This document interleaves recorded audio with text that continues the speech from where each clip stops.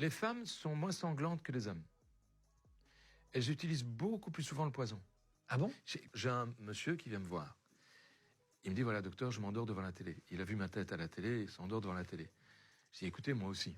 Il dit, oui, mais non, moi je m'endors et j'aimerais faire 4, 5, 6 heures du matin, je suis phaseux toute la matinée. L'après-midi, ça va.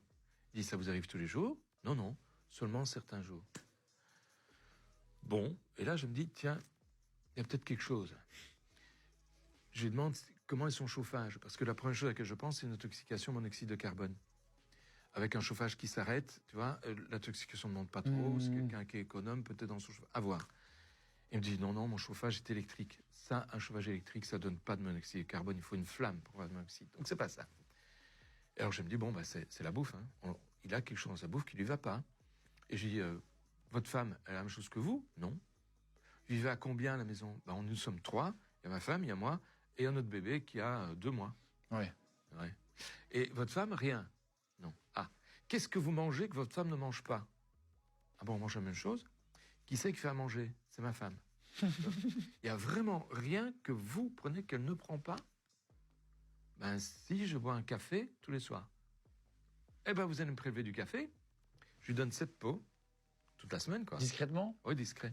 Des pots urines, tu vois, c'est des pots avec des capuchons rouges. Ouais, je vois très bien. Stérile. Ouais. Enfin, dans ce cas-ci, c'était pas utile. Vous versez du café avant de le boire, vous versez du café dans le pot.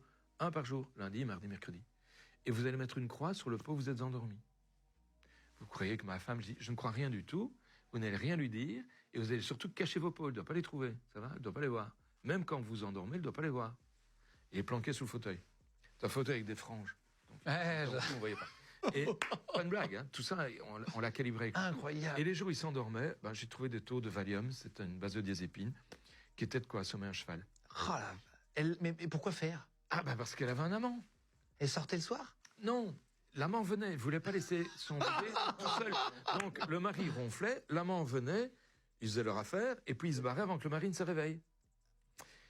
Et le mec vient me retrouver, je dis écoutez, il y a du Alors qu'elle avait un enfant de 2 mois? Ouais. Et content, il vient me retrouver, c'est qu'une boîte de chocolat, très gentil, hein, parce que j'ai rien fait payer. Très gentil, il était en train de divorcer. Et je lui dis, dites monsieur, une petite chose encore. Votre enfant, là, vous ferez pas un test génétique? Vous avez dit ça? Il n'était pas de lui. Non, c'est vrai? Oui, c'est vrai, il était de l'amant. Putain. Je sais pas si je la raconte celle-là, faudrait que j'y pense aussi.